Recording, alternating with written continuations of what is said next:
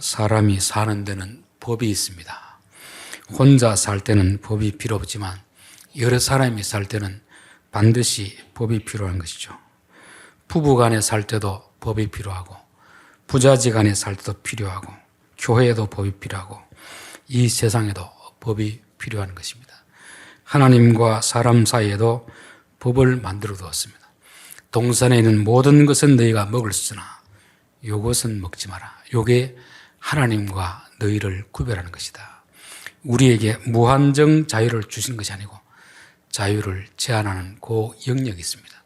그러면 우리가 에덴 동산에서 자유를 누리기 위해서는 우리의 자유를 제한한 그 법을 지키면 에덴 동산에서 하나님과 같이 살아갈 수가 있지만 그 법을 어기면 하나님을 인정하지 않기 때문에 더 이상 같이 살 수 없게 되는 것입니다. 부자지간에도 부부지간에도 지켜야 할 법이 있습니다. 그 법을 넘는다는 것은 같이 살아도 같이 살 수 없는 그런 것입니다. 그래서 우리가 법이라는 것은 함께 살기 위해서 정해둔 넘지 말아야 될 선을 말씀하는 것입니다. 후진국과 선진국의 차이가 뭘까? 물론 경제적으로도 차이가 있겠지만 법에도 차이가 있겠다, 그런 생각이 듭니다. 후진국일수록 법의 조항이 많습니다. 선진국일수록 법의 조항은 적습니다. 근본 정신을 이야기해주고 법의 조항은 가급적 적게 만드는 거죠. 창세기 2장에서 금지된 것은 하나 있습니다. 모든 것을 다 먹어도 된다. 그러나 이것만 먹지 말라. 왜냐하면 하나님은 인격적인 분이기 때문에 우리를 기계처럼 자기 마음대로 조정하려고 하지 않습니다. 그럼 우리도 어떻게 해야 되겠습니까? 내 자녀라고 내 마음대로 하면 되겠습니까? 안 되는 거죠. 내 부인이라고 내 마음대로 해서도 안 되고 내 남편이라고 해서 내 마음대로 해서 안 되고 최소한 정해진 룰, 가장 중요한 그것까지만 법으로 정하는 것이고 나머지는 자유를 허용해 줘야 되는 것입니다. 선진국에는 법의 조항이 그렇게 많지는 않습니다. 제가 법은 다는 모르지만 가장 단편적인 예로 도로에 가다 보면 뉴턴 허용하는 구간이 있고 뉴턴 금지하는 구간이 있습니다. 우리나라는 허용하는 구간에서만 뉴턴이 가능합니다. 다른 데서는 하면 안 돼요. 그러나 미국에는 금지하는 구간, 요 구간에서만 안 되고 그 표시가운데서는 다 할 수 있도록 그렇게 되어 있습니다. 그러니까 사람에게 최대한 자유로운 선택을 할 수 있도록 그렇게 법을 정하는 것이고 후진국은 어떻게 해서든지 사람들의 자유를 제한해서 백성들을 자기 마음대로 통제하려는 이런 것이 있습니다. 저는 우리나라는 그런 측면에 봤을 때는 아직도 후진국이다, 그런 생각이 듭니다. 제가 이제 스타리아를 타고 다니다 보면 이게 속도 제한이 걸려 있습니다. 차 계기판에는 200km 이상 달릴 수 있도록 엔진을 장착해 놨습니다. 그리고는 110km를 넘지 못하도록 기계적으로 해놨습니다.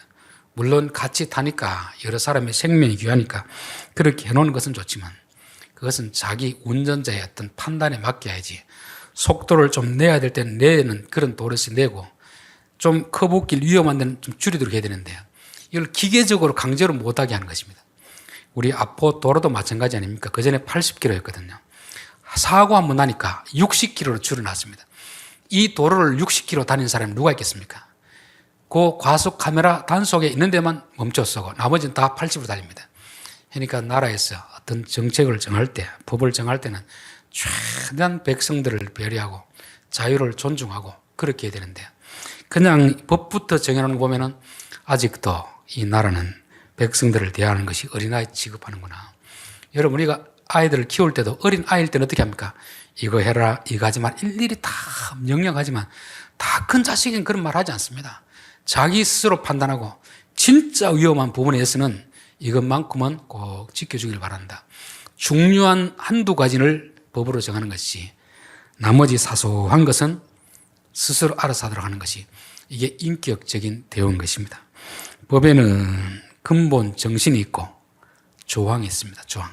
그래서 선진국일수록 법을 정한 그 정신을 가르쳐 주는 것입니다. 왜 이 법을 정했는가? 그 정신을 가르쳐 주고 그 다음에는 이제 조항을 하나 둘씩 해주는 거죠.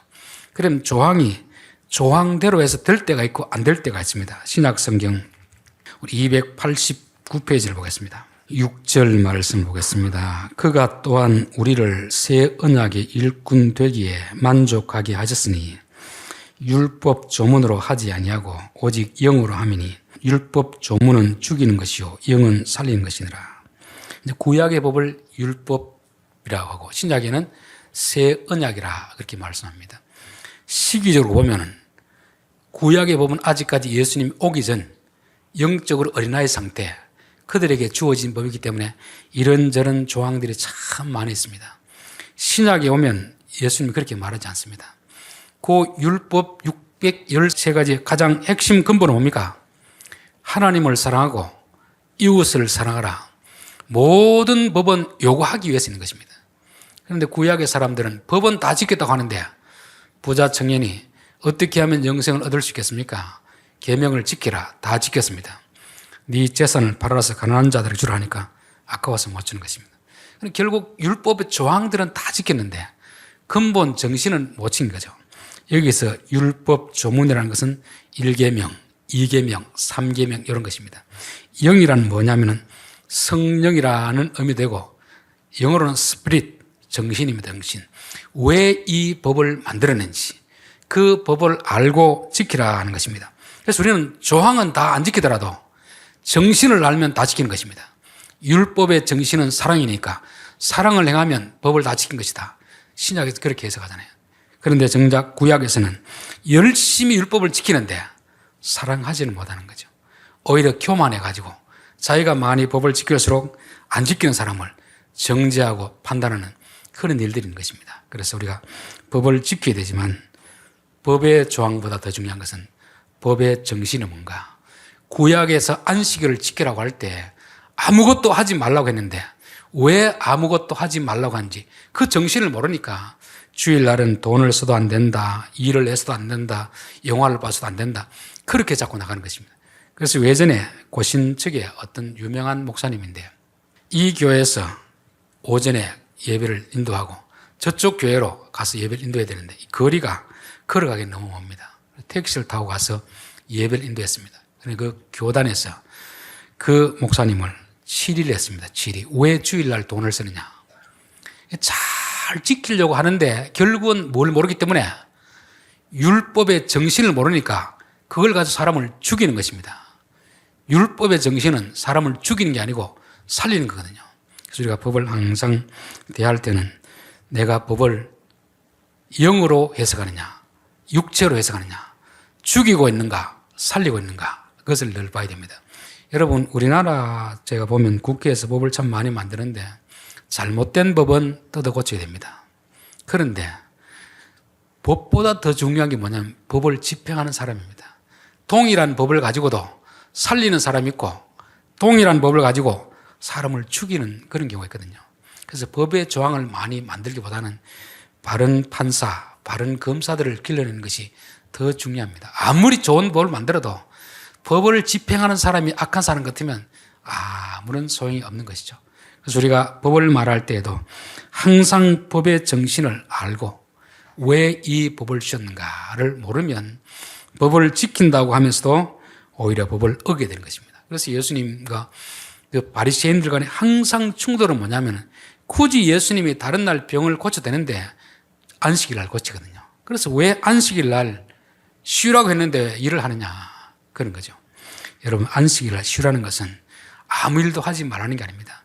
너가 하던 일을 좀 멈추고 너의 밑에 있는 종들도 쉬게 해주라는 것입니다. 남을 쉬게 해주기 위해서 쉬라는 것이지 내가 놀기 위해서 쉬라는 게 아니잖아요. 여러분, 그래서 우리 교회에 와서도 어떤 분은 주일날 안식해야 되는데 저는 뭐 주방 봉사도 해야 되고 교사도 해야 되고 성가도 해야 되고 너무 힘드는데 이게 내가 법을 어기고 있는 것 같습니다. 그게 법을 지키는 것입니다. 내가 조금 수고하고 다른 사람을 쉬게 해주는 것이 이게 안식을 지키는 법이거든요. 이 정신을 모르기 때문에 우리는 아무것도 하지 않으려는 거죠. 아무것도. 내가 다 놀면 누가 밥을 합니까? 누가 청소를 합니까? 남을 쉬게 하기 위해서 너희가 일을 하지 말라는 것이 오히려 내가 아무것도 하지 말라는 그런 의미 아닌데 우리는 지금까지 구약을 구약으로 봤기 때문에 율법 조문을 가지고 사람을 자꾸 죽이라는 것입니다. 영으로 해석을 해야 사람을 살리게 되는 것입니다. 또 우리는 법을 잘못 적용할 때가 참 많이 있습니다. 법이라는 것은 정신이 있고 상황이 있고 대상이 있거든요. 대상. 예를 들면 아내들아 남편에게 복종하라는 말씀은 누구에게 주신 말씀이죠? 아내에게 주신 말씀이죠. 그런데 이 법을 누가 이용합니까? 남편이 하잖아요. 그러면 그건 법을 지킨 게 아니고 법을 이용하는 것입니다. 자기 목적에 맞도록 이용하는 것이죠. 그 말씀은 누가 붙들어야 되는 말씀입니까? 아내가 붙들어야 되는 말씀이죠. 예전에도 한번 말씀드렸는데 기차를 타고 가는데 요즘이야 그렇지 않지만 옛날에는 뭐 새마을호라든지 무궁화 타고 가면 다 옆에 앉아서 음식을 먹으면 나눠주고 했잖아요. 한 사람이 김밥을 먹기 전에 기도를 하더랍니다. 옆에 있는 사람이 저분이 교회 다니는 사람이 있구나 생각하고 하나 주겠지 생각했는데 마지막 남은 하나 먹을 때까지 안 주더랍니다. 그래서 여보시오 보니까 교회 다니는 것 같은데 성경에 이런 말씀이 있습니다. 내 이웃을 사랑하라는 말씀이 있습니다. 그러니까 김밥을 먹던 사람이 그런 말씀도 있고 내 이웃의 것을 탐하지 말라는 말씀도 있습니다. 똑같은 성경의 말씀을 가지고 법을 적용하는 게 아니고 이용하잖아요. 우리가 얼마나 말씀을 알고 법을 지켜야 될 자들이 법의 판단자가 되어서 남을 판단하고 정죄하고 자기 목적을 위해서 이용할 때가 얼마나 많이 있습니까? 저는 항상 법을 말하면 이 법의 조항이 무엇인지 그리고 누구에게 주신 말씀인지 내게 주시는 말씀을 내가 붙들어야지 남에게 주는 말씀을 붙들고 그렇게 하면 안 되는 것입니다.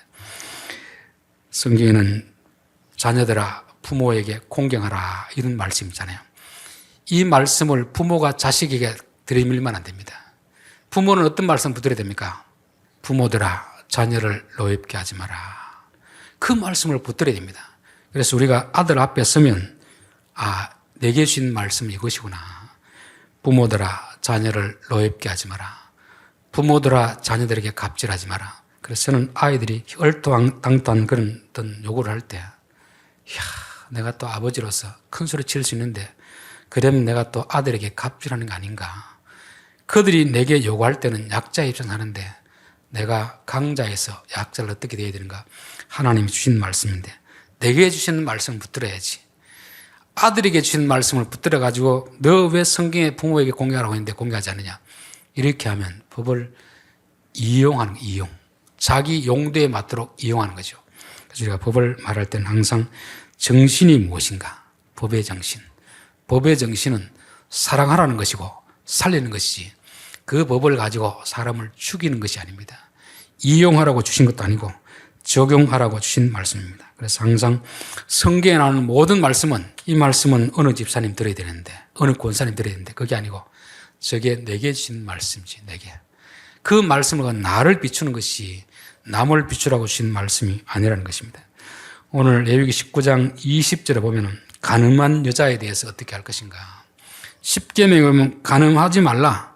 그리고 간음하면 둘 다 죽이라고 되어 있잖아요. 그런데 간음했다고 다 죽이는 게 아니고 그 상황, 형편이 다 다르다는 것입니다. 그 형편을 보고 나서 어떻게 하라는 것이죠. 만일 어떤 사람이 다른 사람과 정혼한 여종, 곧 아직 속량되거나 해방되지 못한 여인과 동침하여 설정하면 그것은 책망을 받을 일이라. 그러나 그들은 죽임을 당하지는 아니하리니 그 여인이 해방되지 못하였기 때문이라. 이 당시는 주인과 종이 있었습니다. 주인과 종. 그런데 종은 인격체가 아닙니다. 성경이 이것을 인정하는 것이 아니고 그 당시 문화를 인정하는 것이죠. 주인은 종을 마음대로 부릴 수 있습니다. 그런데 그 6년간의 기간이 있는데 이제 6년의 기간이 다 돼갈 때 이 여자를 누군가 내가 저 여자와 결혼하겠습니다. 약혼해놓은 거예요. 약정. 그러면 남의 부인이 되잖아요.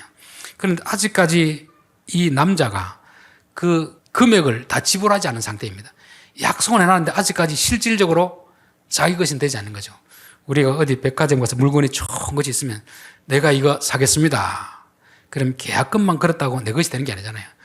완납을 해야 내 것이 되는 것입니다.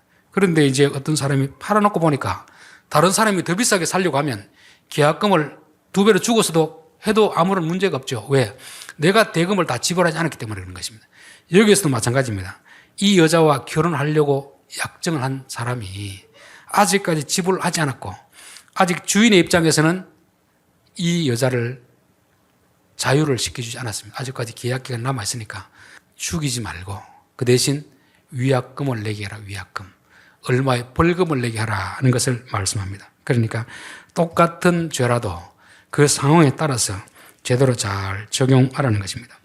신명기 22장 3절에 보면 처녀인 여자가 남자와 약혼한 후에 어떤 남자가 그를 성읍 중에서 만나 동침하면 너희는 그를 둘 다 성읍 문으로 끌어내고 그들을 돌로 쳐 죽일 것이니 25절 만일 그 남자가 어떤 약혼한 처녀를 들에서 만나서 강간하였으면 그 강간한 남자만 죽일 것이니라. 똑같은 성적 행위를 했는데 장소가 들이냐 성읍에 따라 다릅니다.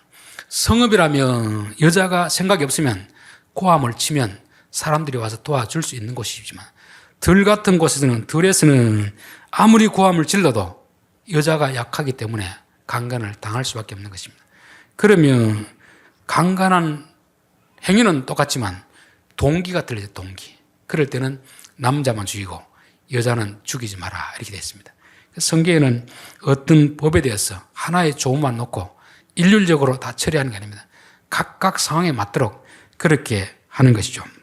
신명기 22장 28절 만일 남자가 약혼하지 아니한 처녀를 만나 그를 붙들고 동침하는 중에 두 사람이 발견되면 그 동침한 남자는 그 처녀의 아버지에게 은 50세겔을 주고 그 처녀를 아내로 삼을 것이라. 그가 그 처녀를 욕보였은즉 평생에 그를 버리지 못할지니라. 어떤 사람이 처녀가 너무 마음에 들어서 처녀를 욕보였으면 죽이는 것이 아니고 그 남자는 아버지 앞에 그 지창금을 줘야 됩니다.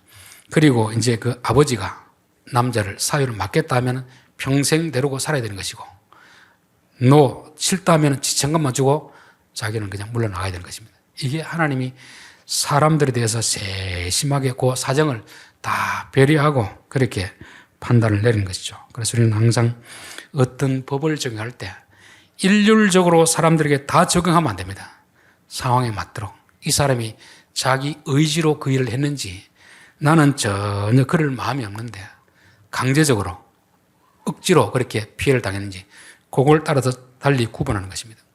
성경에 보면 아브라함이 자기 아내를 루이라 거짓말했습니다. 그럼 우리가 생각할 때는 어떻습니까? 거짓말했으면 나쁜 놈이니까 죽여야 된다 그렇게 생각하잖아요. 그런데 그 상황이 지금처럼 치안이 발달된 시대가 아닙니다.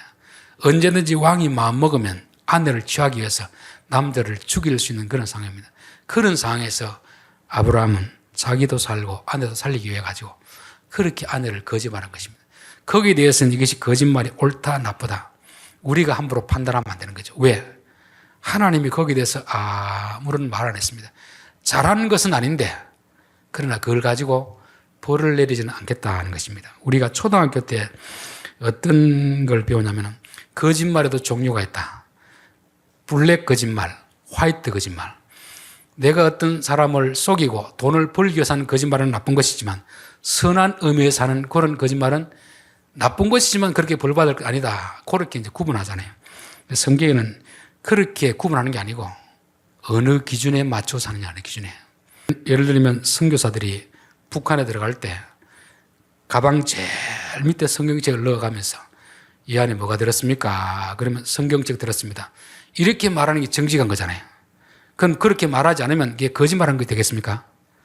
그런 걸 거짓말이라고 하지 않습니다. 복음을 전하기 위해서, 영혼들을 살리기 위해서, 즉 동기가 남을 살리기 위해서 그렇게 하는 것입니다. 반대로 그 안에 밀수품들, 마약을 집어넣어가면서 거짓말하면 그건 나쁜 거잖아요. 자기 유익을 위해서. 하나님의 법을 적용할 때는 그 상황도 보고 동기도 보고 충분히 그렇게 하는 것입니다. 출애굽기 1장 16절에 보면은 히브리 산파들이 바로 왕의 명령이 뭐냐면 유대인들이 남자를 낳으면 죽이라 되었습니다. 여자를 낳으면 살려두라 되었습니다. 가보니까 남자가 나왔습니다. 이게 모세 아닙니까? 그 나라의 법으로 말하면 어떻게 됩니까? 죽여야 되죠. 그런데 살려주는 것입니다. 그래서 나중에 왜 살려줬냐 하니까 히브리인 여자들은 뭐 몸이 얼마나 건강한지 우리가 하기 전에 벌써 애 다 낳았습니다. 실제는 자기들이 애를 받아냈으면서도 거짓말하는 것입니다. 그냥 윤리적 잣대를 보면 나쁜 거잖아요. 근데 하나님은 그 산파들에게 복을 지었더라 되었습니다. 그래서 우리가 법이라는 것이 그냥 흑백 논리를 해가지고 이건 맞고 틀렸다 그렇게 말할 수 없어요. 상황에서 왜 그렇게 했는가, 어쩔 수 없이 그렇게 했다면, 그 사람이 악의적으로 의도적으로 했다면 분명히 잘못된 것이지만 어쩔 수 없어서 그렇게 된 것은 하나님이 어느 정도는 관대하게 봐준다는 것을 우리가 알고 있는 것이고, 우리도 또한 다른 사람의 잘못에 대해서도 무조건 그 사람을 정죄하려고 하기보다 무슨 사인으로 이 사람이 이렇게 했을까, 어떻게 하면 이 사람을 회개시켜서 다시금 새 삶을 살 수 있게 할까, 그 측면을 가지고 항상 법은 사람을 살리기 위해서 적용을 해야 됩니다. 남을 죽이기 위해서 법을 적용하는 것은 원래 법의 목적하고는 다르다는 것을 말씀하는 거죠. 23절, 너희가 그 땅에 들어가 각종 과목을 심거든 그 열매는 아직 할례받지 못한 것으로 여기되 곧 3년 동안 너희는 그것을 할례받지 못한 것으로 여겨 먹지 말 것이요. 넷째에는 그 모든 과실이 거룩하니 여호와께 드려 찬송할 것이며 다섯째에는 그 열매를 먹을지니, 나무를 심고 나서 3년 동안은 열매를 따지도 말고 먹지도 말고 4년째 나는 열매는 하나님 앞에 돌리고 5년째 되는 열매는 너희가 먹을지라 되었습니다.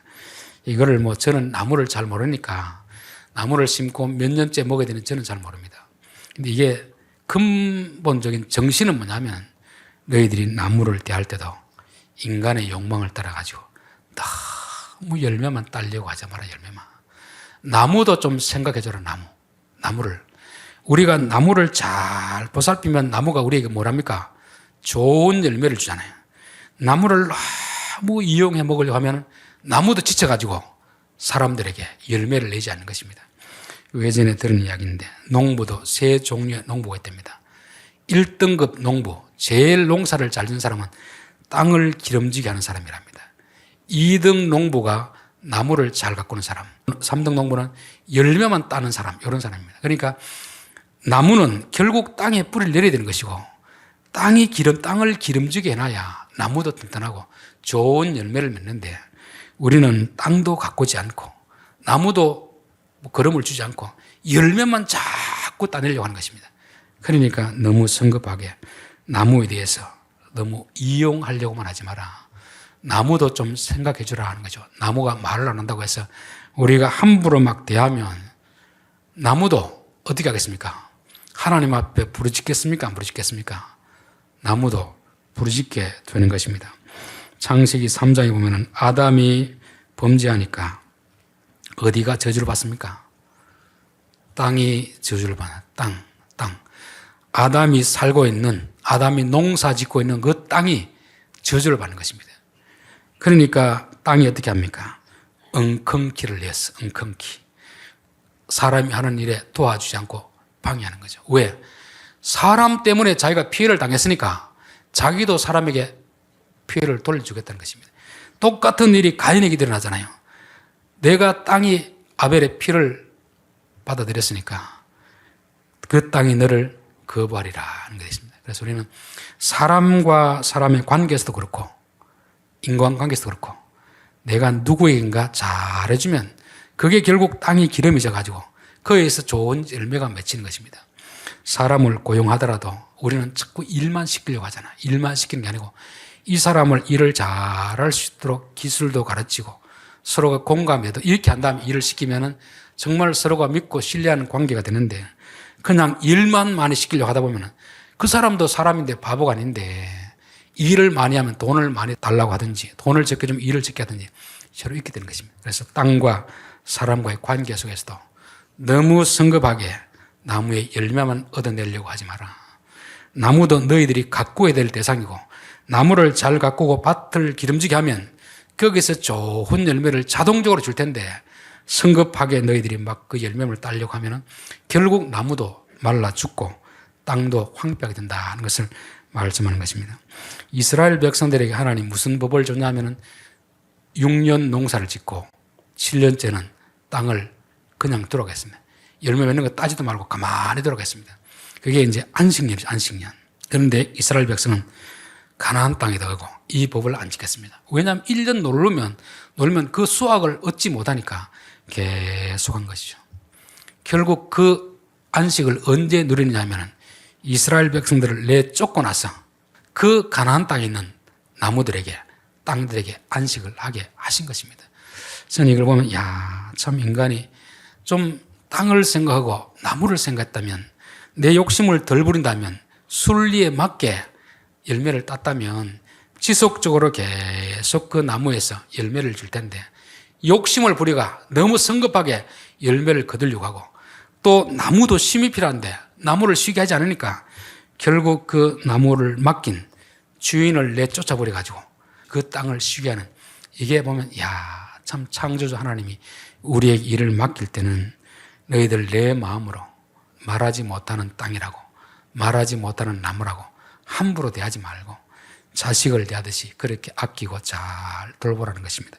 그래서 로마서 8장 19절에 보면 피조물이 고대하는 바는 하나님의 아들이 나타나기를 간절히 기도하는 것입니다. 땅을 농사 짓더라도 하나님의 아들이 농사 짓는 거하고 세상 사람들 농사 짓는 게 같아야 됩니까? 달라야 됩니까?